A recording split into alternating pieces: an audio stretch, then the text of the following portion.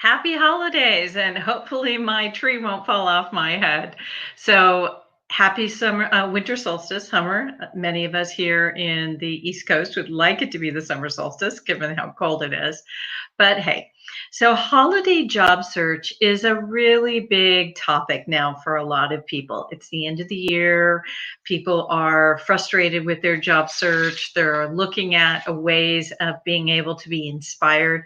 I really commend all of my colleagues who are career counselors, career coaches, or people who have just helped overall with job search that are out there helping people through the holidays as they try to figure out what to do with their job search.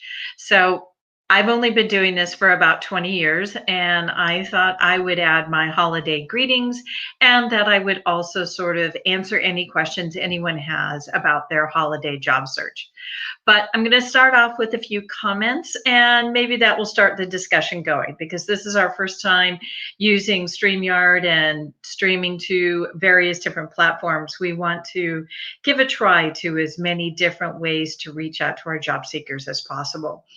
So, a lot of people ask, is this the right time to be doing any kind of job search? Any time is a really good time to be doing a job search. It's similar to when you talk about planting a tree. The two best times to plant a tree are 20 years ago and today. So, really looking at the fact that job search is a full time job, it is something that we are constantly looking at. But many of us, more than 95% of the job seekers, only push out their job search when they're really desperate to find a job. So, first and foremost, we really need to talk about how it is a great way to reflect. So, here we are at the winter solstice, a time of sort of looking forward to the light. It's the longest night of the year, the shortest day. We also have the special star that's happening in the southeast horizon at sunset today. But really reflecting on what your job search is all about. Is it because you're frustrated with your current job? Are you frustrated with your career? Really taking the time to journal out why you're frustrated in your job search right now. One of the silver linings that I look at for 2020 has really been the fact that many of us have been able to work from home. I've worked from home for over 25 years and I love it, but there are a lot of people who may not love working at home. So you really need to assess, is working from home a component that you want to have as your future career? Is this something that you want to have as part of your job search?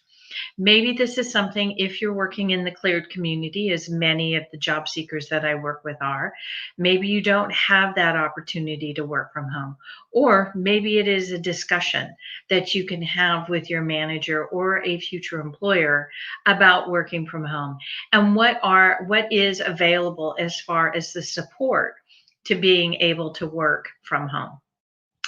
But you also have to look at what are the things that you want to have as part of your career. 2020 has really given us an opportunity to sort of reflect on, do we really like where we are living wise? Are we really good as far as our health is concerned? What kind of support does our family need? And really looking at what kind of support you need as far as your overall career.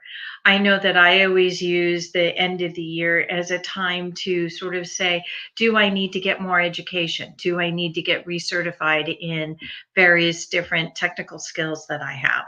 Great number of skill opportunities going on right now, many certificates that you can get out or ask for them for Christmas presents. But really taking an opportunity to sort of reflect what is needed for your career to grow over the next 3 or 4 years. I also want to talk about the fact that a lot of people say no one's working right now. I can't connect with anyone. There aren't recruiters hiring right now.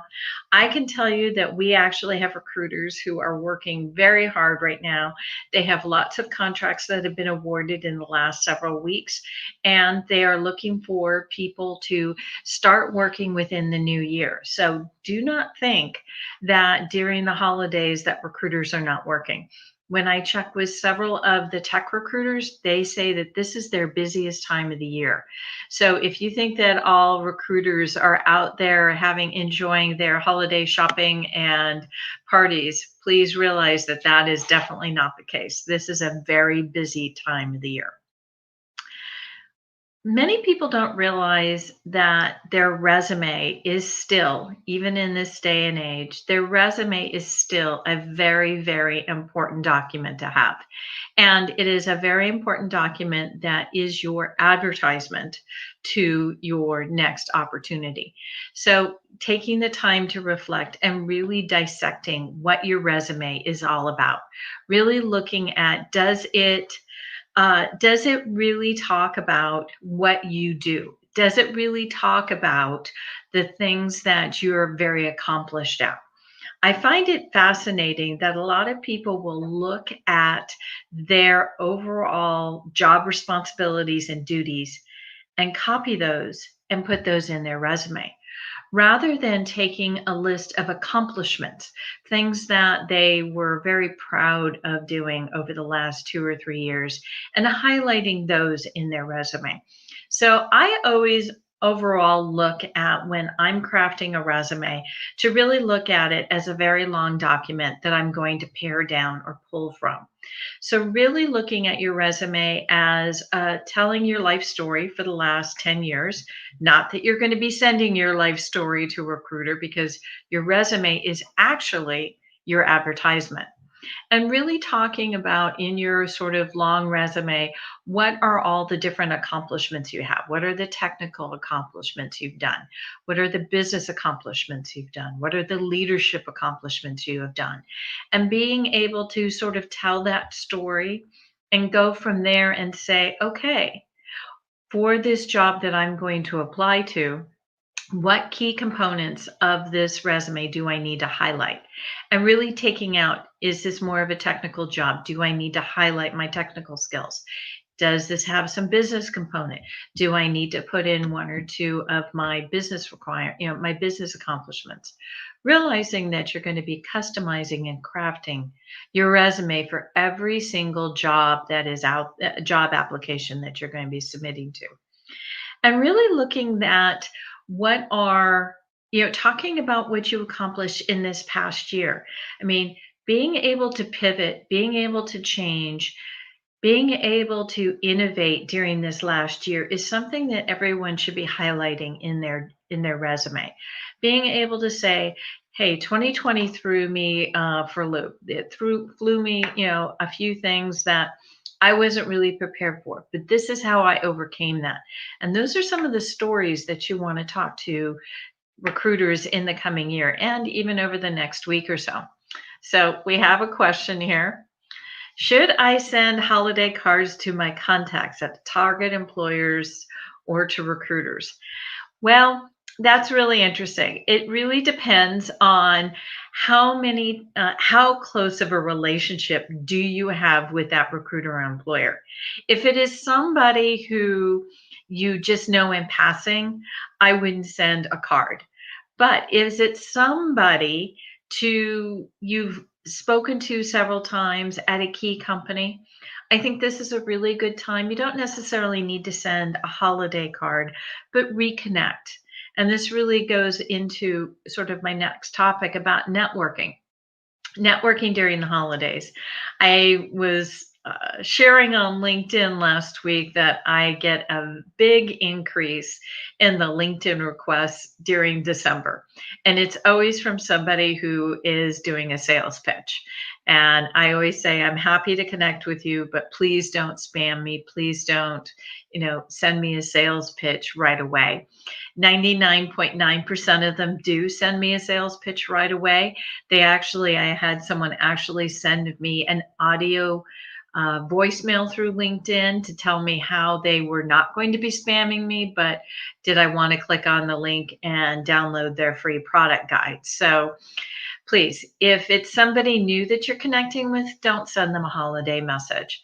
But this is a really, really good time to look at when who you have connected with, be it on Facebook, be it on Twitter, be it, in a comment section, be it on LinkedIn, really reconnecting with those people that you have started connecting with over the last year or two.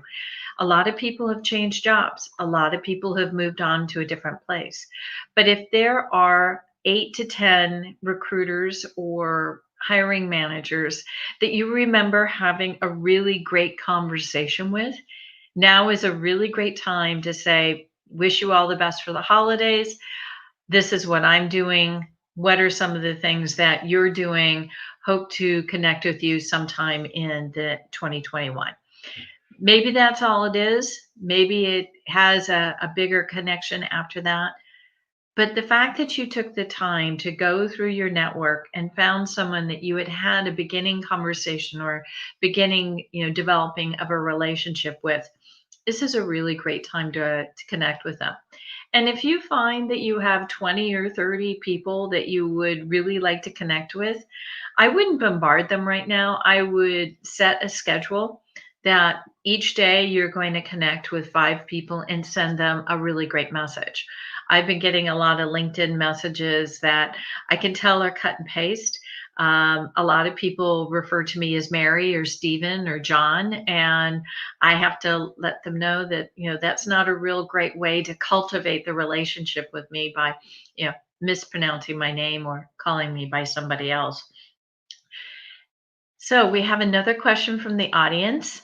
So, are the holidays a good time for informational interviews? This is a catch 22 because there are some people who will be taking some time off. There are other people who are in the office and do have the time. I really do appreciate the Candly link that lets people set schedules. It sets opportunities to talk with me. I actually have that connected to my Zoom account. So if people want to set up an appointment with me rather than the back and forth as to, when they're available and when works for them, having it so that people can select which times to talk with me really works out well. But before you do the informational interviews, you really need to make sure you know why you're doing an informational interview. Now, of course, everyone will say an informational interview is solely so that you can get to maybe, a better insight into the company or, a little bit higher on the list of people who are contacted. But informational interviews really should be about finding out what the job is all about, what the company is about, what the industry is about, what is the career path that that person took. Don't use it as a way to interview, have it as a way to gain some insight into the career path the person that you're talking to, and be very clear about that when you ask them for the informational interview. Say, rather than just saying, hey, informational interview, I would say, I'm really considering a career change, or I'm really considering going back and getting another degree or certification. I'd really like to find out about the next time that you have a few moments. If you could really tell me, did you find this certification to be of value? Did you find this additional degree to be of value to your career? And really be very, pinpoint about the questions that you're going to ask about. And I would really make sure that when you do the informational interviews, you say that you're only going to take up 15 minutes, 20 minutes of their time. Everyone is really busy. Everyone has, tight schedules, especially with a lot of people working from home. They're managing, like me, 2 dogs, or they're managing kids. Please be respectful of people's time. So we have a question. When is our next job fair? And what's nice is the great thing that we have going on is we have so many of our job fairs are now virtual. And our next one is an all clearance job fair on February 4th. So we do hope that many people will, come and have a great time at our virtual job fair. We do have a lot of resources that are available here on our YouTube channel, on Facebook, on our website, to really help job seekers prepare and recruiters prepare for a virtual event. We've had a lot of success with our virtual events in 2020. It's actually one of the silver linings that we see for 2020 is looking at different ways of connecting job seekers and recruiters together. And it was a little hard for many folks to get used to not being face to face. What was the technology about? And I really have to thank all of our recruiters who were just so phenomenal about doing recruiter panels and doing trainings with us and really finding out what were some of the best tips that people needed to consider when they went through a virtual job fair. Some of the things where people thought that, oh, they could multitask at the same time. And that actually is not a good practice when you're part of a virtual job fair. You really should just focus solely on the virtual event. You really should turn off your phone, turn off all the notifications that are on your computer, let everyone in your home or your work from home office know that you are busy and not to distract you. It's really good to be able to set up those boundaries and say, this is an hour or so that I am taking to invest in my career. So I really appreciate everyone, not bothering me during this time. Understand that preparing for a virtual event is very similar to preparing to an in-person event. Making sure that one, your resume is ready to go and that you're able to share it with being able to share it with many different recruiters, being sure that you've researched the companies that are attending a virtual event and making sure that you understand what they do so that you can ask very detailed questions when you're in the chat. And also checking your technology. A lot of us have really pushed our technology to the limits, not only our home computers, but our home Wi-Fi's and internet connection has really been challenged over the last year. So being interested in participating in a virtual event is making sure that you're prepared for the job fair, you have your resume ready, you have your questions, you have your technology, and it's fascinating that people think that, oh, there's so many virtual events out there. The recruiters have really, really been enjoying the virtual events. So we'll definitely be continuing virtual events in 2021. The first 4 months of the year, we will be doing a lot of virtual events. And then we'll also be doing virtual events that are focused on different parts of the United States, St. Louis, Florida, Texas, the Southwest, in addition to all of our virtual and in-person events, fingers crossed, in 2021. So we have another question. What is the best way to get a recruiter's attention? So recruiters are people too. Did you hear me when I said that? Recruiters are people too. So by not spamming them, but really wanting to have a connection with them is a really great way to get their attention. But a lot of people sometimes think, well, I sent one message and they never got back to me. Recruiters look at 600 to 700 resumes a day. They have a lot of people to follow up with. I like my old motto, which is patience and persistence. Understanding that a recruiter will get back to you. Most of the recruiters that we have recognized as best recruiters are people who follow up with job seekers all the time. So give the recruiters some time to respond to you, and also realize that they need to know why you're contacting them. A lot of recruiters just get bombarded with, what are you doing with my application? Or what are you doing with my resume?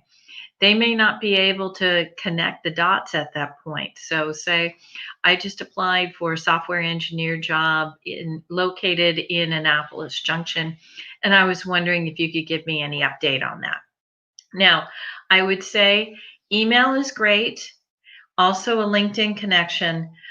I wouldn't call them. Phone calls, really, I would leave that for when you're following up after interview, when you're trying to prepare for an interview. Those are some of the really the best times to use a phone, but email and phone call, excuse me, email, email and LinkedIn. The other thing that I find fascinating at this time of year is that people don't understand how burned out they are. Now they may go back and follow any of my recommendations of, networking and informational interviewing, preparing for a virtual event, or revamping their resume. But we also have to look at the fact that this has been a very trying year. And it's not only been trying from the standpoint of being able to enjoy time with your family. We just haven't been able to separate everything between, what's going on with work, what's going on with the world, what's going on with the family. So really take some time to recharge. 2021 is going to be a new year. It's not going to be all bright and shiny on January 1st, 2021. But we all want to make sure that we're in good health, good mental health, good physical health, good spiritual health for 2021. So be sure that you're also taking time to, recharge. Not that doesn't mean just sitting in front of the computer and watching a lot of videos. It means getting out, getting some exercise, connecting with those people at a safe distance that you can connect with, making sure that the people in your community really know that you're there for them. I'm spending a lot more time offline and connecting with those in my neighborhood who need a little cheering up, the elderly, people who have been shut in since the beginning of the pandemic, and very stressed out parents with kids. So that is something that really recharges the soul. And that's what you really need to look at, is what does really recharge you, not only now after a very long year, but also after, being able to decide what are you going to constantly tap into during 2021 to be able to recharge. For me, it's walks, it's hikes in the woods, it's reading a good book, playing with my puppies, my new little puppy Lucy, and really making sure that I'm keeping an eye on my health, because we all want to be healthy in the new year. So, we have a few more questions. We have some active people here in the discussion group. So, would you go around the recruiter and contact the hiring manager directly? That is a definite no-no for me. Mainly because the recruiter is your advocate. The recruiter is the person who is your champion. That is the person who has been charged with finding the best person for that particular position. So they're the ones that have worked with the hiring manager and have assessed all of the different candidates and have assessed who would be the best fit, not only based on what the hiring manager has asked that they're looking for, but also based on the culture of the company and overall what the team is made up. The hiring manager will look at people, but they won't be able to look at the entire holistic point of view. So you really want to make sure that you are working with the recruiter. The recruiter is your champion as far as going into the company. Now, the recruiter may decide that there are other candidates that are better qualified than you are, and those are the ones that are going to be presented to the hiring manager. You can totally go back to the recruiter and ask for feedback on your interview, on your resume, maybe why you weren't, a good choice at that time. That does not make the recruiter a bad person. The recruiter has the hard job of making sure that they're finding the best qualified candidate for the position. And sometimes there are going to be other candidates that are more qualified for the job than you are. Don't burn that bridge with that recruiter. Make sure that you're cultivating that recruiter, and so that they'll contact you the next time there is a job that you are best qualified for. And realize that recruiters' requirements are changing on a constant basis. And recruiters also change jobs. So if you have cultivated that relationship with a recruiter and made sure that they understand all of your skills and qualifications, if they end up going to another company and end up coming across a requirement that would best meet your qualifications and skills, be sure they're going to contact you. So I'm just going to stay on for a minute or two more, see if there are any other questions. This has been a really great test. We'll be doing this again throughout 2021. At the end of at the end of January, we will be doing this as a live recruiter panel where you will have an opportunity to speak with recruiters who have been working at our virtual events and who use our job board. We'll also be working on other recruiter panels and other professional panels for February, talking to female veterans who have chosen a career in cybersecurity and finding out what their career path was all about and how best to give advice to other female veterans who are looking to get into cybersecurity. Well, now that we're closing up our presentation, our broadcast today, I just want to thank everyone for all of their support throughout 2020. We've had a really great year. We've had some great events. We've been able to work with all of our partners in not only the community of the security cleared community, but also the cybersecurity community, all of our B-Sides partners, all of our conference partners. National Cyber Summit, the Mid America Cyberspace Symposium, B-Sides Orlando, B-Sides San Antonio, B-Sides Las Vegas, B-Sides San Francisco, B-Sides San Diego, B-Sides Nova, B-Sides Charm, B-Sides DC, B-Sides Augusta. I think I got them all. So with that, I just want to say happy holidays, be safe, be healthy, and I look forward to seeing you in 2021.